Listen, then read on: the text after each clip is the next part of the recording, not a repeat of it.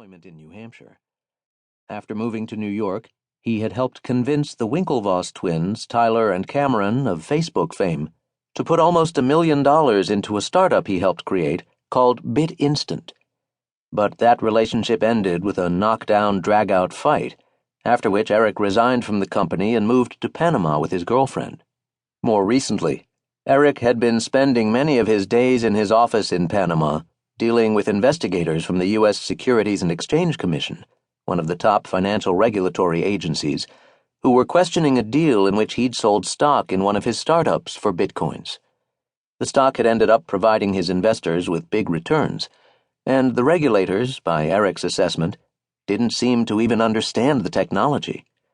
But they were right that he had not registered his shares with regulators.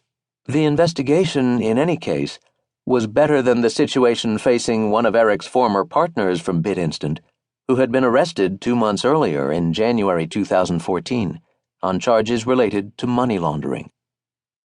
Eric, by now, was not easily rattled.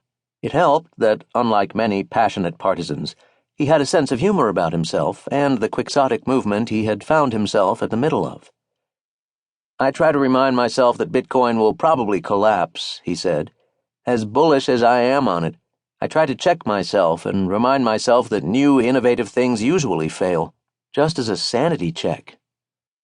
But he kept going, and not just because of the money that had piled up in his bank account. It was also because of the new money that he and the other men in Lake Tahoe were helping to bring into existence, a new kind of money that he believed would change the world. The Bitcoin concept first came onto the scene in more modest circumstances 5 years earlier, when it was posted to an obscure mailing list by a shadowy author going by the name Satoshi Nakamoto.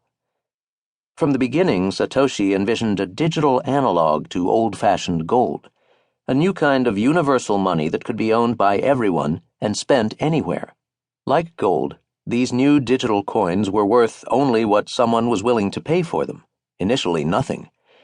But the system was set up so that, like gold, bitcoins would always be scarce. Only 21 million of them would ever be released, and hard to counterfeit. As with gold, it required work to release new ones from their source, computational work in the case of bitcoins. Bitcoin also held certain obvious advantages over gold as a new place to store value. It didn't take a ship to move bitcoins from London to New York. It took just a private digital key and the click of a mouse. For security, Satoshi relied on uncrackable mathematical formulas rather than armed guards. But the comparison to gold went only so far in explaining why Bitcoin ended up attracting such attention. Each ingot of gold has always existed independent of every other ingot. Bitcoins, on the other hand, were designed to live within a cleverly constructed, decentralized network, just as all the websites in the world exist only within the decentralized network known as the Internet. Like the Internet, the Bitcoin network wasn't run by some central authority. Instead, it was built and sustained by all the people who hooked their computers into it, which anyone in the world could do. With the Internet, what connected everyone together was a set of software rules known as the Internet Protocol, which governed how information moved around. Bitcoin had its own software protocol, the rules that dictated how the system worked. The technical details of how all this worked could be mind-numbingly complicated, involving advanced math and cryptography.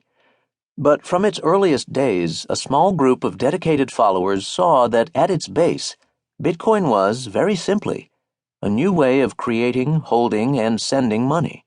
Bitcoins were not like dollars and euros, which are created by central banks and held and transferred by big, powerful financial institutions. This was a currency created and sustained by its users, with new money slowly distributed to the people who helped support the network. Given that it aimed to challenge some of the most powerful institutions in our society, the Bitcoin network was, from early on, described by its followers in utopian terms. Just as the Internet took power from big media organizations and put it in the hands of bloggers and dissidents, Bitcoin held out the promise of taking power from banks and governments and giving it to the people using the money. This was all rather high-minded stuff, and it attracted plenty of derision. Most ordinary folks imagined it falling somewhere on the spectrum.